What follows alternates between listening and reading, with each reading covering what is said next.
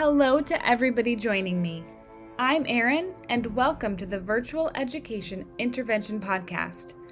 The name should give it away, but I'm here to educate, encourage, and entertain families and teachers who live and work with neurodivergent individuals. And yep, you guessed it, my primary location for education is virtual. Sometimes we all just need a little more community, and we benefit from having people in our lives who understand how we live, how we work, and what our minds are consumed with daily. We need support and encouragement within that space. If you're here, welcome to our community.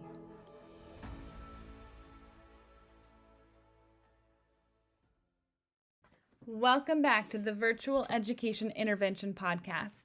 I'm thrilled that you're here and listening along and that you tuned into this episode. And I want to start this episode by kind of piggybacking off of our last episode. We had a lot of new friends join and listen. And I really, I can only just hope that you're here for the ride and a part of our community. And I want to welcome everybody that started listening. And encourage you to join our social media or reach out via email. You can find my email address in the description of the podcast. It's erin@erinluchterhand.com. I know sometimes it's easier to copy and paste that last name. So you'll find my email address there, but I encourage you to reach out and let me know who you are and if you have any questions. And so I wanted to also follow up on the topic we discussed last time, which was giving yourself and giving your children permission to just be, permission to rest.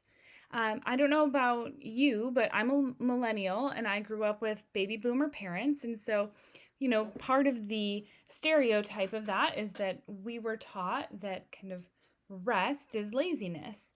And, we know ultimately that that's not true. When your body truly needs rest and sleep, that's really healthy.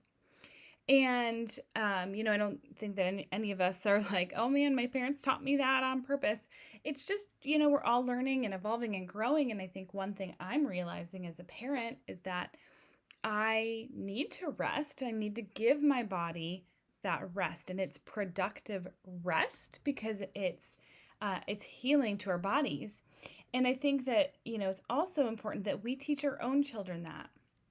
And so our last episode focused on giving yourself permission to do that and giving your children, especially your neurodivergent kids that are in therapies and extra classes and intervention, a rest. And I say that as an educator, as a specialist who works with neurodivergent students, and I say that as a parent.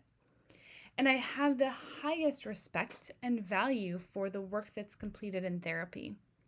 I see the benefits through my own child, and I see the benefits through the children that I work with as a specialist.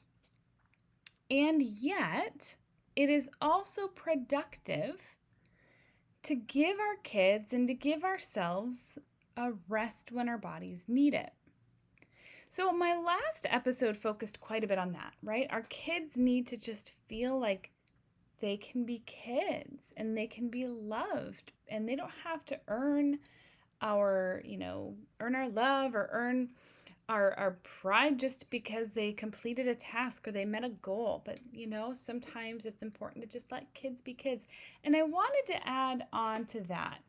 We had talked, or I had shared, in the last podcast about the swim lessons that we're doing with my daughter. And for those that don't know, my daughter has childhood apraxia of speech. So essentially, the muscles in her mouth did not know naturally how to move in order to produce the sounds she wanted to produce. She knows exactly what to say. It's just that her mouth didn't know how to move to say it. So she's been in speech therapy for almost 6 years now, and she's conversational, and now we're really just working on articulation and some of those, pragmatic skills. And she's never once complained, and she's done an amazing job. I'm just so grateful for the therapists, the speech therapists, and the occupational therapist that's worked with her. I think it's amazing. And so one of the challenges she's had with that is she's had some sensory challenges with water. And, we've kind of walked through a long time of, being fearful of water or not wanting it on her face. I mean, you're talking bath time with screams. And so we've had her in swim lessons for the last year almost, along with her siblings. And, she's just made a lot of baby stepped progress. And in my mind, that's amazing. I'm thrilled. And she takes these baby steps to get there, and she kind of dips her toes in the water, and she figures out that it's safe. And then she continues to make progress. And that's kind of how we all do it, right? And some in bigger strides than others. But she said to me, originally we were going to take a break for summer from swim. And she's still, swimming with a floaty or still swimming holding on to her instructor, and she still won't go under the water. But she's still come a long way, right? There's that in-between progress we've made. And I'm very proud of her. And so she'd said, I want to take it off for the summer, and we had agreed. And then her therapist said, well, I really don't want to lose the progress she's made. And the educator in me goes, oh, that's a good point. And the parent in me goes, oh, I'm so grateful that this instructor, this swim instructor, that doesn't have to, still does recognize that my daughter is making progress, but also has needs, right? So I was really happy about that. And then she says to me, but Mom, why do I have to keep going, but nobody else in my family does? And those are hard conversations to have. Now, we've talked to her about her apraxia. We've explained it to her before. I'm a big advocate that we all need to know our strengths and our challenges so that we can advocate for what we need. But, that's a hard conversation to have, and kids are sensitive. And so I said, I told her what her instructor had said, and I praised her for making all of that progress. And I said, your teacher just thinks you're doing such a great job. She doesn't want you to lose what you've learned because you've worked really hard for it. And what we ended up doing was kind of a compromise. We didn't set any kind of summer schedule. We just said, when we can fit it in, we'll pop over for a lesson. And just knowing that she didn't have like one more thing on the schedule that she had to do that nobody else did made a world of difference for her attitude towards it. And not that she had a bad attitude before, but she was like much more engaged and much more willing to do it. And she felt this kind of relief. And so we've just we've only done one. We're going to do another one, and then we'll see what July brings, right? And so kind of having that attitude towards it has kind of released a little bit of the pressure for her. But we went to this swim lesson last week, and she made so much progress. In my mind, right? We're still baby stepping this progress. But only one other time had she ever swum on her own without the help of, a floaty or the wall or the instructor. And she did several seconds of swimming on her own.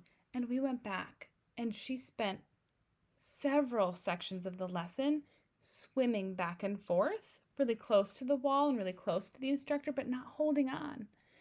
And I thought it was so beautiful that I wanted to come back and share, because I was so excited. And I think, yes, there's this progress. Yes, there's motor memory. Yes, that's everything she's been working towards. And at the same time, when there's less pressure and she can go when it works and not have to worry about it being a forced thing, she can relax, right? And so she came out of that lesson. She's like, oh, that was fun. And did you see me? And Mom, I swam. And her attitude about it completely changed. So take that and for what it's worth, but I just wanted to share that follow-up because for me, it was a huge growth maybe for myself and my perspective. And so I encourage you, if you're, doing something similar, if you're giving your kids a little bit of a break, or if you're kind of going at a similar pace where you're like, well, we'll make it work when it's convenient and when we want to, and we'll slow down just a little bit, that might be just what your child needs to say, I can finally breathe again. I can have a little rest, and I'm going to come back stronger because that's what I saw. I can have a little rest and I can come back stronger. And isn't that applicable to us as adults, as parents, as educators? When I allow myself to have that rest, I come back so much stronger and clear-headed and motivated when I allow myself to have that rest. And I call it a productive rest, not because I'm doing anything off my to-do list, but the productive element is in the fact that I'm giving my body a break that my body needed, and my body is healing and it's resting and it's getting ready to come back stronger. So I just wanted to kind of start this episode with that little story and that encouragement to you, because rest might just be what you as a parent, you as an educator need. It also might be what your child or your student needs, right? We're going to do the therapy and we're going to do the intervention, and we need those. They're important, but so is rest. And so I just encourage you to consider that and see how that might fit into your own life. Having said all of that, I want to move on to the topic I teased at the end of our last episode, which was financial support for homeschool families in some specific states. So I'm going to pose this question to you, and I want you to kind of rack your brain to think, have I ever heard of that before? Did you know that in some states, and I'm going to list them later, homeschool families can access state education funds to pay for things like tutors, private school tuition, therapy, even extracurricular activities?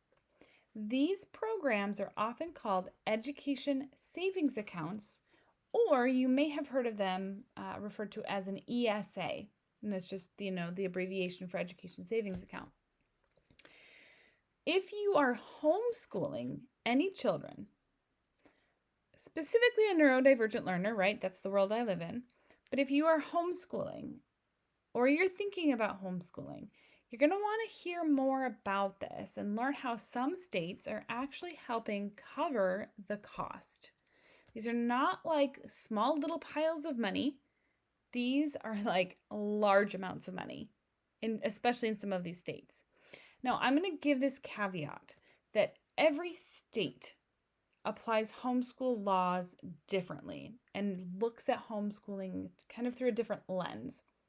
For example, I was talking to somebody today. I live in Wisconsin. I was talking to somebody today who lives in the state of New York, and they had questions on homeschooling in the state of New York. And they said, well, you homeschool, tell me about it. And my response was, well, I can tell you how I homeschool. What I cannot tell you is how the state of New York applies homeschool laws, how you as a resident of New York would have to go about homeschooling in that state. Some states are very homeschool friendly. Some states are not. You have to jump through some more hoops. You may have to, document what you do. For me, I simply fill out a form every year that I'm homeschooling my child. Other states require more. And so I would encourage you, if you're considering homeschool, if you haven't done it yet, but you're considering it, I would encourage you to look up the information on homeschooling. You should be able to find it on your state's Department of Education website. Oftentimes there's an Office of Homeschooling or, a Department of Homeschooling that you can kind of dig into and learn more about. But find out what it is for your state, because in all 50 states, homeschooling is legal. It just kind of depends on, the paperwork you might have to fill out, the hoops you might have to jump through, but I promise you, it is worth it, even if you have to jump through hoops. So I want to walk through this information on Education Savings Account, or ESA is what I'll refer to them. But they are public funds allocated to families in order to customize their child's education. So you are a taxpayer. You pay into your state's taxes. They take that money and then they give it to public schools to educate the children. So even if you're homeschooling, you are still paying taxes to educate your kid in the public school, but you're not using those services. So essentially, what some of these states have done is set aside a portion of the money that they would have sent to a public school if your child was attending it. The public school may still get a portion, even if you homeschool. So, don't let people tell you, oh, the schools are suffering when you take this money, or you're taking money away from other kids. That's not what's happening, right? So let's say the state would send the school, I'm just going to pick a number, $10,000 a year to educate your kid, right? And you choose to homeschool. In a state that does ESA, they probably won't give you the full 10 grand.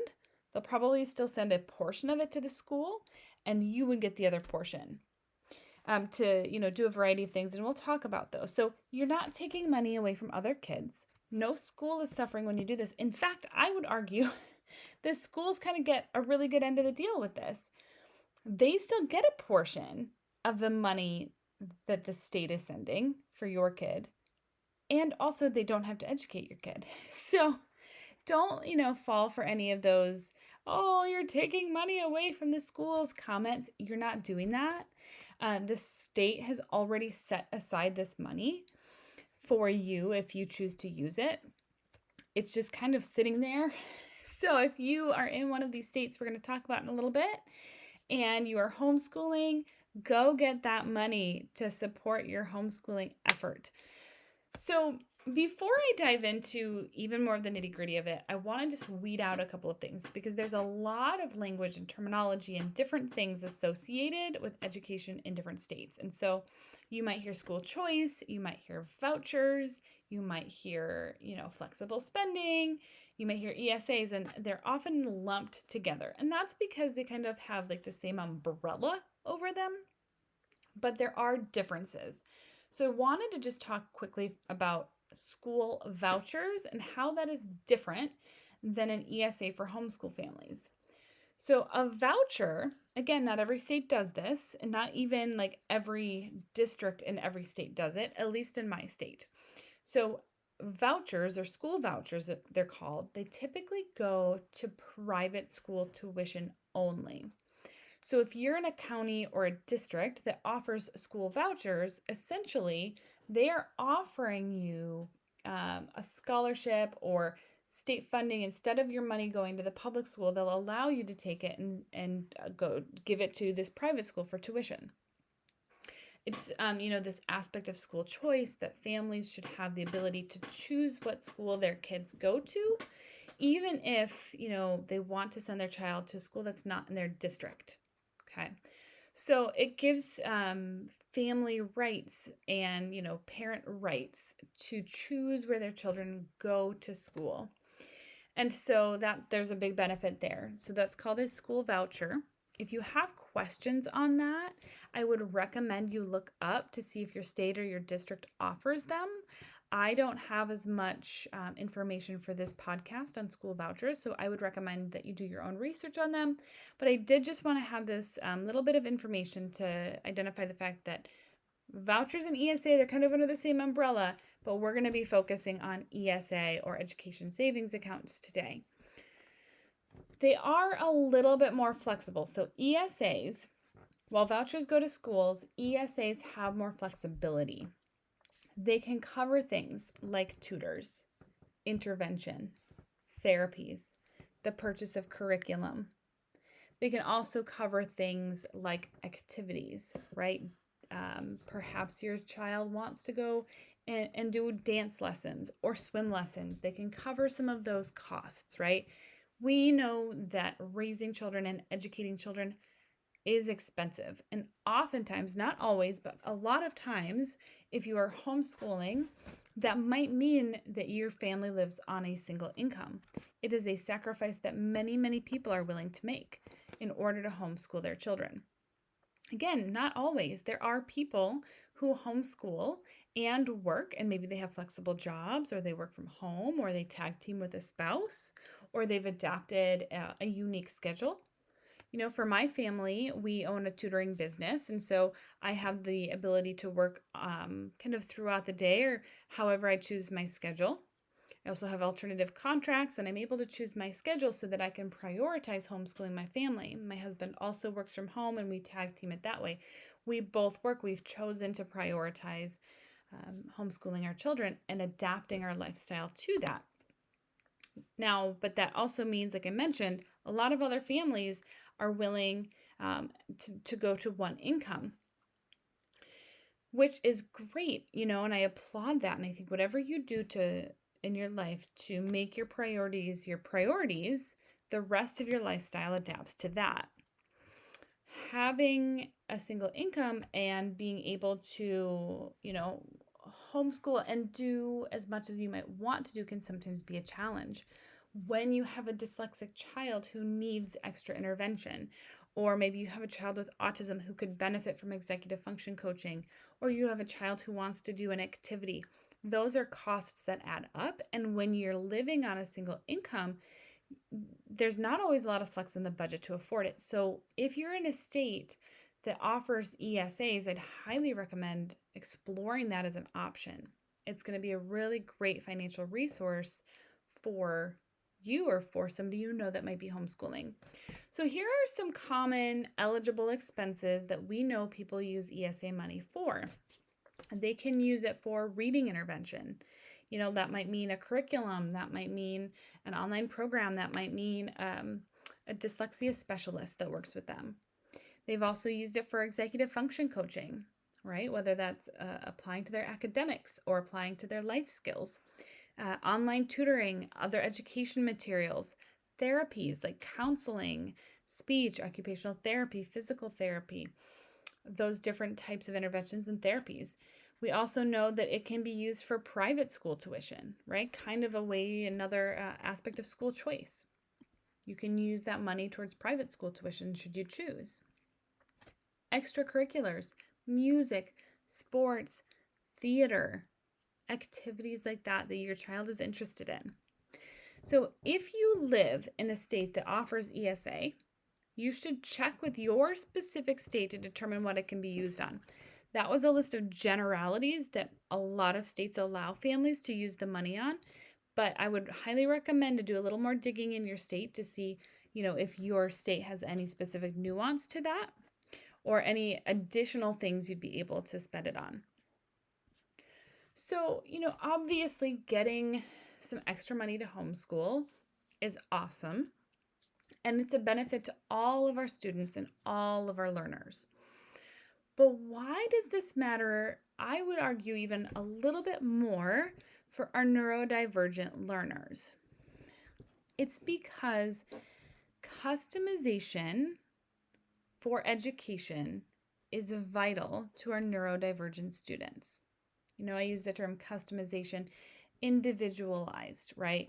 In the public school, we have individual education plans, and it's that same concept, that same idea that we want to be able to customize the education to meet the needs of our students. And so when we have neurodivergent children or students, there are nuances to their learning that we need to take into consideration. Having the extra funding makes that a lot easier. Traditional school settings may not always support executive function or reading support for dyslexic students. It might not always support, the sensory needs of our autistic students. There's a host of things that a traditional classroom setting may not be able to provide our students that are neurodivergent.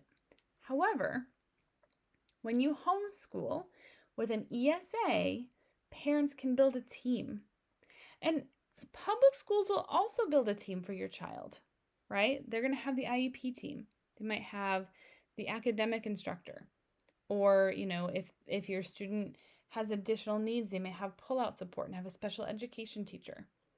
They might have academic coaches. They might have, a reading intervention teacher, an SLP, and OT. There's a host of people that work for public schools that are wonderful, and they will build a team to support your child.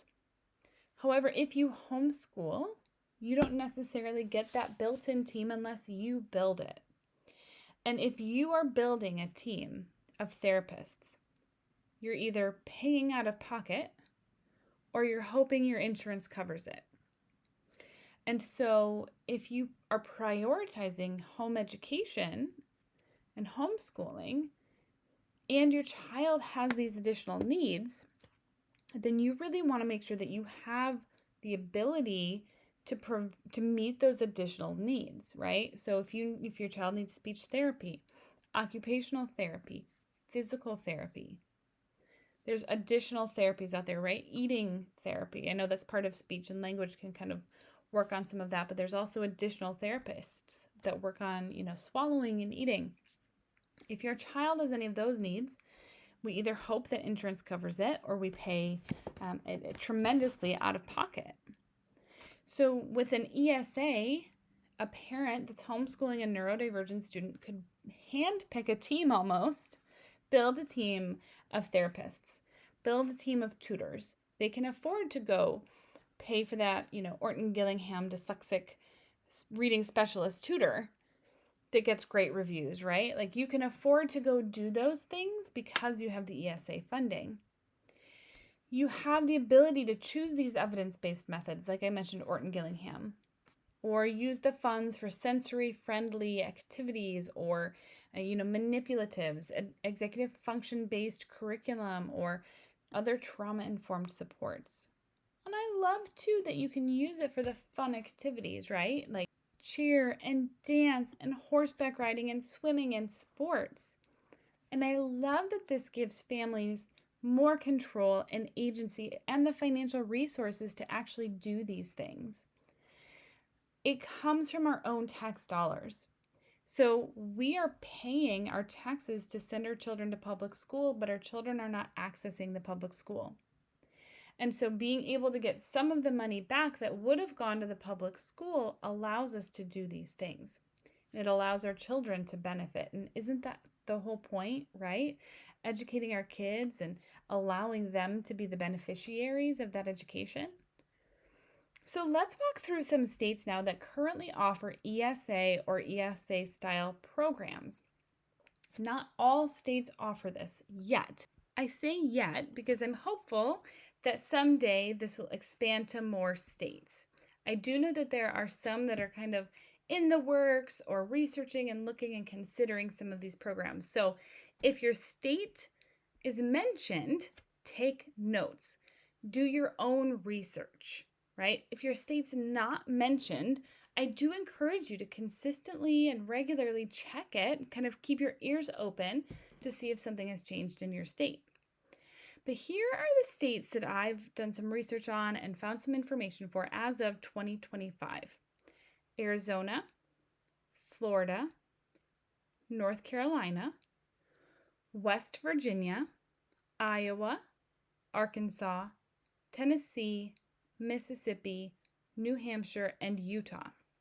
So we'll walk through some sample programs designed to support homeschoolers. I'll make sure that there's, information linked in the podcast description that you can follow to kind of do your own digging. We're going to just kind of walk through some of these states. But again, I encourage you, go on your state website, Google it.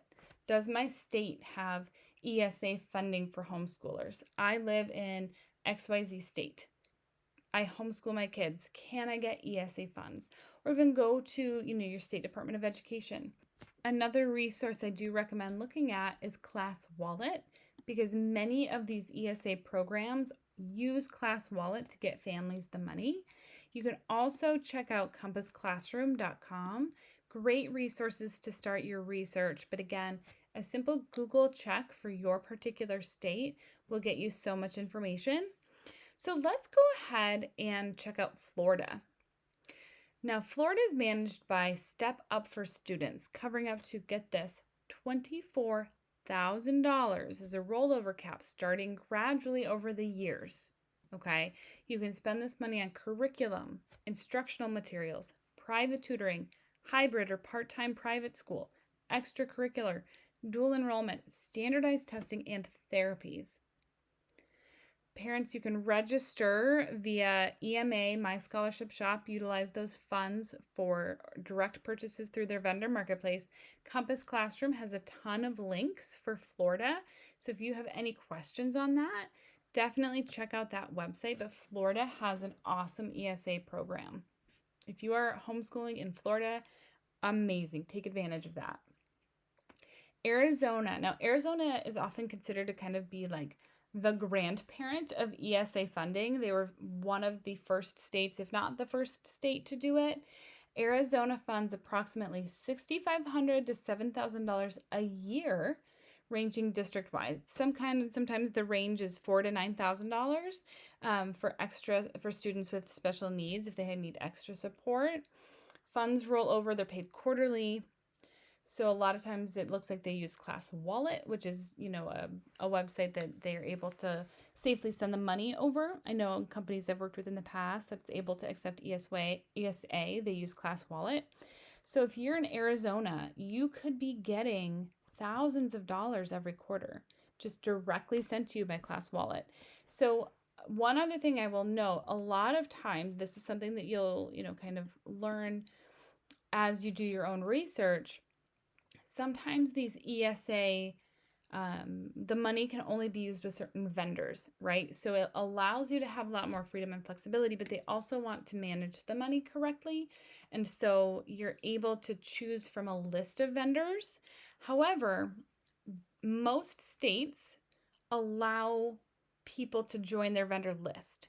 So if you have, a tutor you love or an activity your child wants to do, if they're not yet part of that vendor list, ask them to do a little research and see if they qualify to join that vendor list, and then that person would, be able to receive the money from Class Wallet. So that's just kind of a little tidbit.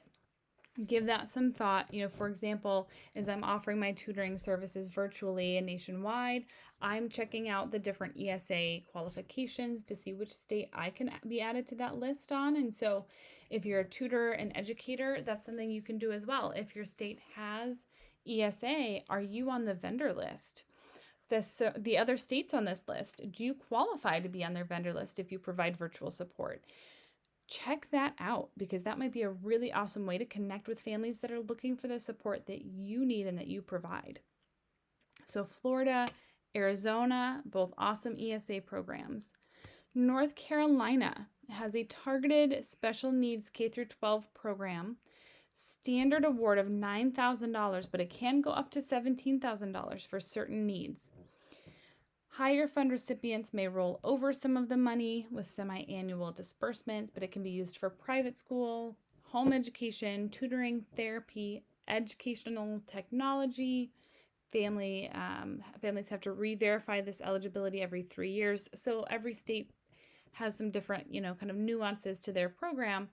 And they also use Class Wallet for invoicing and payment to vendors. So it sounds like you use Class Wallet to, pay the vendors, and you don't actually ever touch the money. The state sends the money to the vendor through Class Wallet, but you are able to use that as a way to say, hey, I'm submitting this invoice, right? I want you to pay this person because we use their services.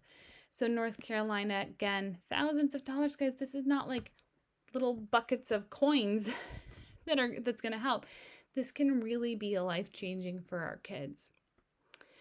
Utah has an ESA program. It looks like there's open enrollment. I don't see a specific fund amount here, but it looks like you can use the money for things like textbooks and video courses, subscriptions, live classes, reimbursement for, application or supplies. Just kind of doing a little bit more digging on Utah real quick. The website, so I'm just looking up Compass Classroom. There's a lot of information here. So here it is. The state website says that beginning in the 2024-2025 school year, the Utah Fits All Scholarship Program will provide up to $8,000 to eligible K through 12 students. It will be the scholarship funds will be deposited into an education savings account and accessed using a digital wallet. So again, guys, this is ever changing and ongoing. This just started in 2024-2025 school year. So if your state is not currently participating, keep checking every year, if not more frequently, because that might change. $8,000 for homeschool families in Utah if they qualify for so many things. Alabama, they have something called the Choose Act. It's available via Class Wallet. Details for homeschoolers explained through the vendor guide. So I didn't get a ton of information on Alabama, but they do have a program. I would encourage you to check that out if you are in Alabama. There are additional states with other programs as well.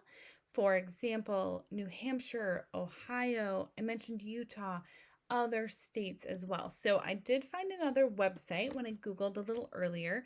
The website is kidvestors.co.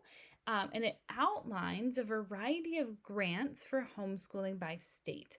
And so here's I clicked on some of the links. I'm just going to kind of live walk through them a little bit just to give you a little idea. I would recommend checking this out yourself. But the state of Louisiana has identified or requested nearly $100 million to fund the first year of what they're calling LA Gator. Okay, the legislature approved $43.5 million, which is expected to support scholarships for approximately 6,000 students. Okay, this school year, 2024-2025. Okay, they're able to receive some of these scholarships. So it's not clear what the application process looks like for the scholarship program, but it's something to look into. It provides eligible families with education scholarship accounts. Okay, so if you're in Louisiana, Google it. This is called Louisiana Giving All True Opportunity to Rise Scholarship Program. So Rise Scholarship Program if you are in Louisiana. I'm looking right at the Louisiana Department of Education website. All right, next we're going to look at Mississippi Department of Education. They have an education scholarship account. This looks like if a recipient is chosen. So this looks like you have to apply and be chosen, but you can be rewarded some of this scholarship money, and the website has specific dates on there as well. So maybe not an education savings account to support homeschool families, but it is designed to give those parents with special needs children the option of withdrawing their child from the public school system and receiving a designated amount of funds to help defray the cost of private school or other specific allowable activities. So this one it actually does sound very similar to an ESA program, but it is specific to special education or special needs children with disabilities to support the families and kind of defray the cost. Okay, so it sounds like there's a lot of maybe some specific things here, allowable expenses. There's a list you can check out. But again, that's on the website for the Mississippi Department of Education. Montana has something similar. They also have an ESA program specifically for parents of a child with a disability under the IDEA, Individuals with Disabilities Education Act. So they say on their website, which is the Office of Public Instruction for Montana, the purpose of this program is to provide flexibility for parents in their child's education.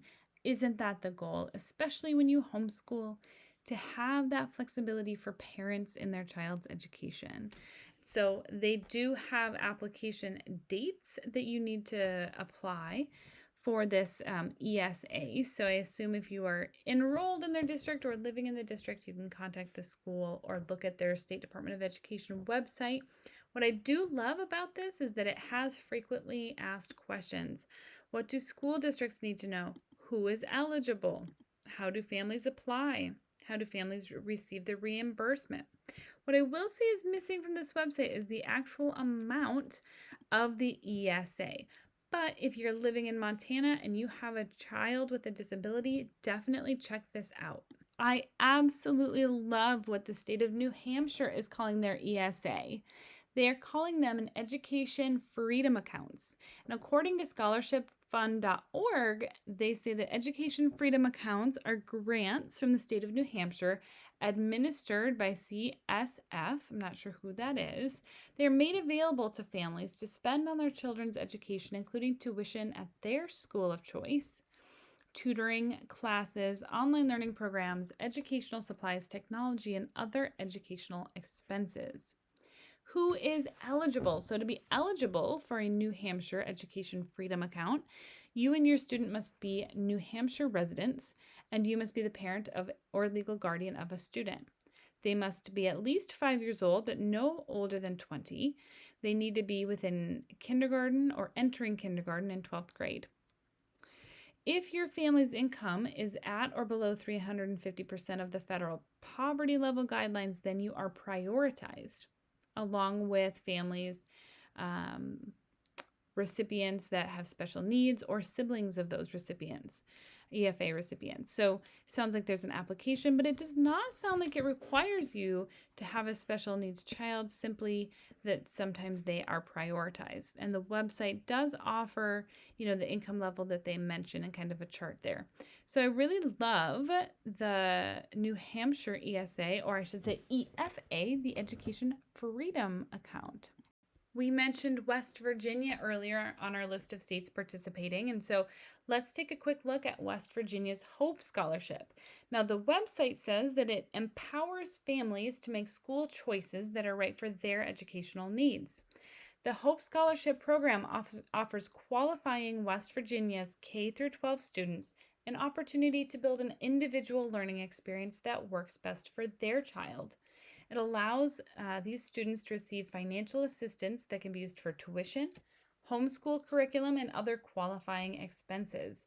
So you do have to apply. It looks like the application for this previous school year is closed, obviously. In the upcoming school year, it looks like there's some deadlines.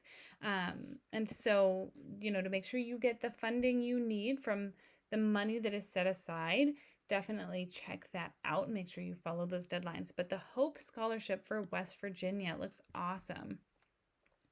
Wyoming Department of Education, they recently, even as recently as March 2025, signed into law the Steamboat Legacy Scholarship Act. And so this launched the Education Service Provider list. They have information on their website, but there's a handbook that's been created. You can download all of this information. So if you are a Wyoming resident looking to homeschool or currently homeschooling, check this out. You can receive this ESA money if you have a 4-year-old who is in pre-K or going into pre-K through 12th grade, and you can qualify for it if you are not enrolled in a public school. Hence, you are homeschooled.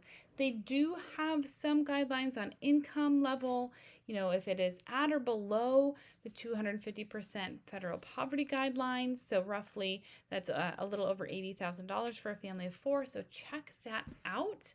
But Wyoming is going to offer you $7,000 annually, right? So it says students can receive $7,000 annually deposited into an ESA account for educational expenses.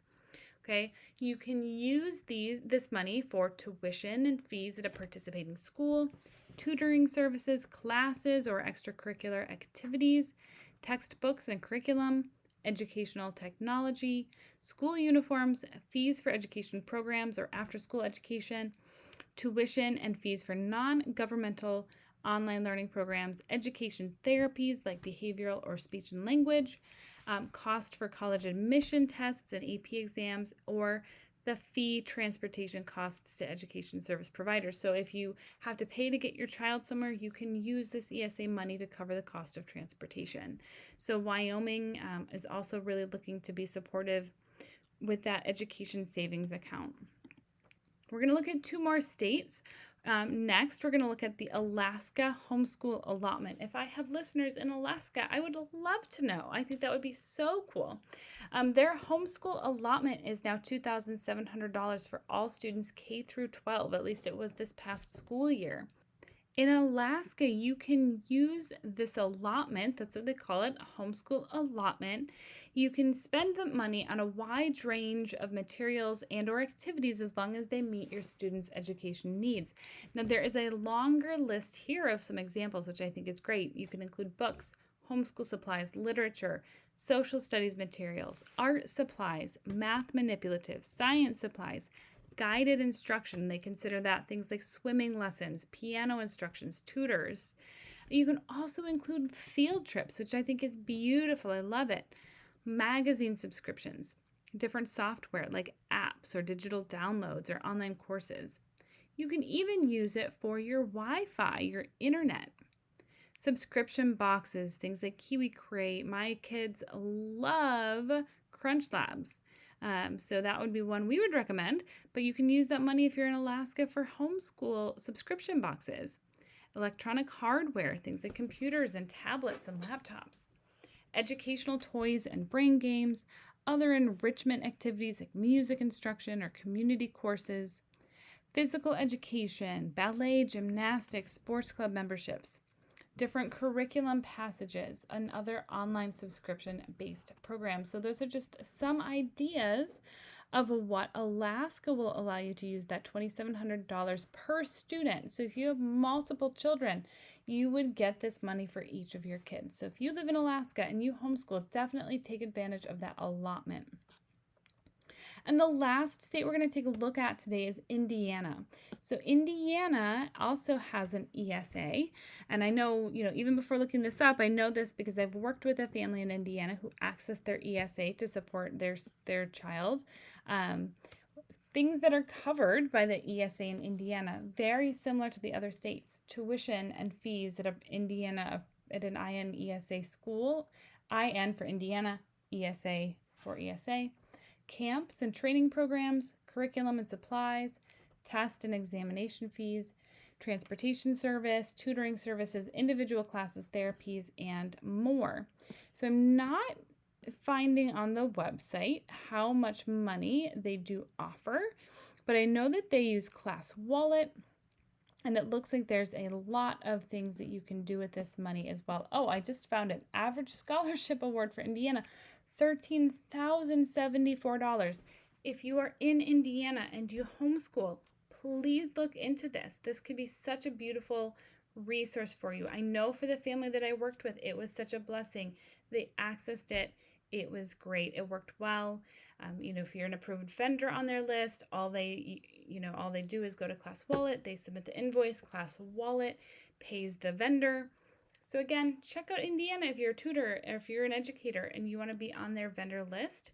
Indiana might be a really great state to find clients and to work with people who really could benefit from working with you. Now, as you're looking at these states, if I mentioned one of your states or the state that you live in, check it out. Do your own research, do your own digging. If I didn't mention your state, keep listening, keep, seeing if your state changes their mind or enforces some kind of law that changes that, and they do offer you that ESA. Because you want the ability to consider your child's unique needs. What are their executive function skills? How are they reading? How's their anxiety? Do they have sensory needs? You can build your child's experience with this money even more. Now, you can build your child's experience without all of this money. Absolutely. Families do it all the time. I do it. My state does not have ESA money, unfortunately. I wish they did. So you can 100% ensure that your child's needs are met academically and in their learning journey, even without this ESA money. The benefit of the money is that it just kind of opens doors, right? Like it takes away the financial aspect of making decisions for your child's schooling and education. It allows you, to kind of see not just what you can do or what your child needs, but what you would like your child to be able to do. So with this ESA money, you can consider those unique things. You can look for highly qualified tutors and specialists. Maybe not worry about the cost so much. You can use your funding on curriculum that you trust or that you've wanted to try. Virtual services that offer flexibility, coaching, or planning tools. Make sure that you keep good records and receipts and just ensure that you know the expectations within the program at your state level. Some programs do require submission or verification of receipts, so just make sure that you know what your state expects and follow those rules. But definitely consider doing this if you live in one of these states. It could be such a blessing to your family.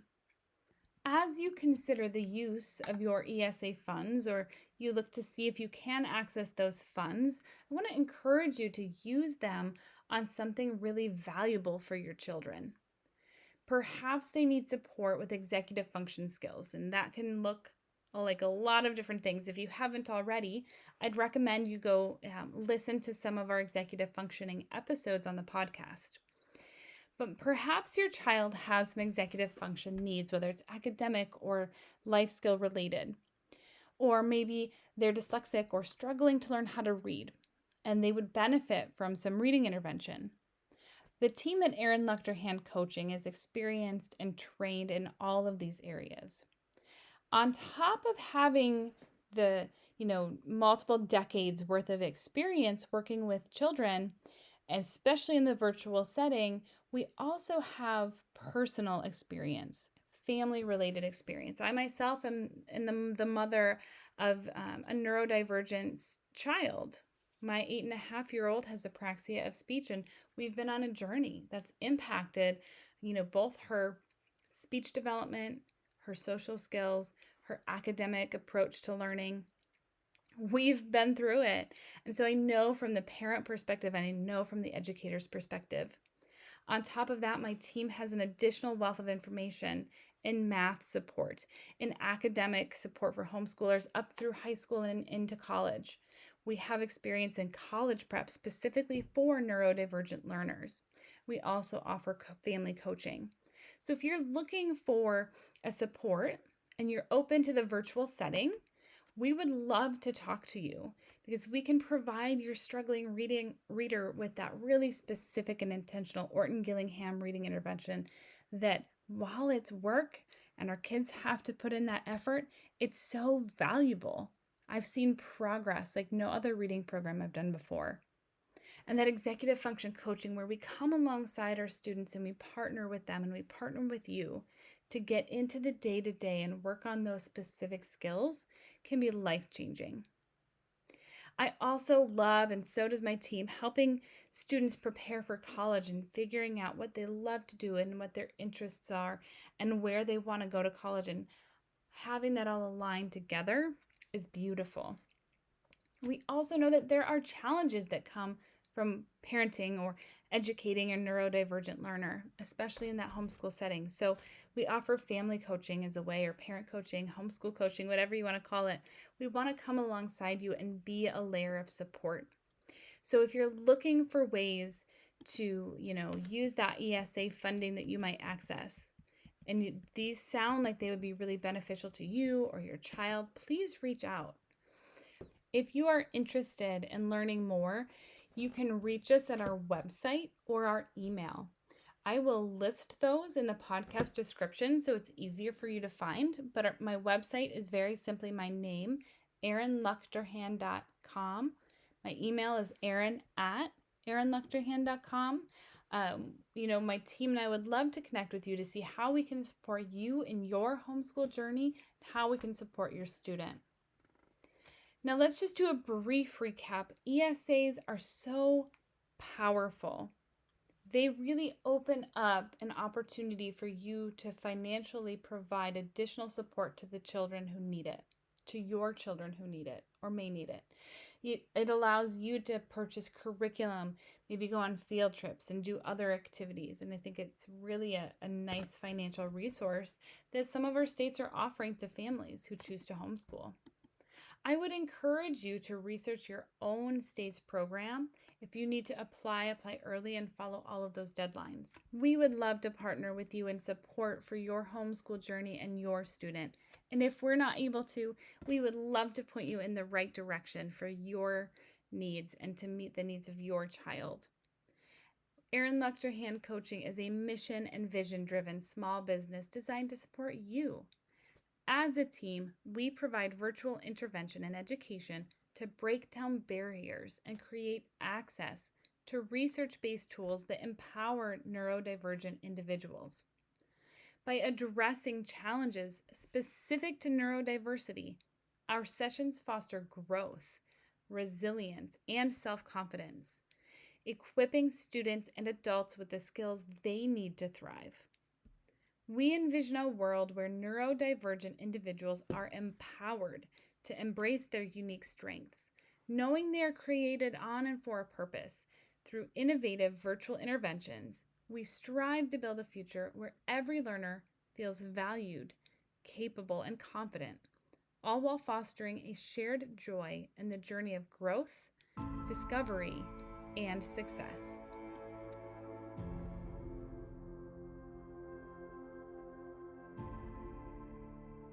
Artlist.io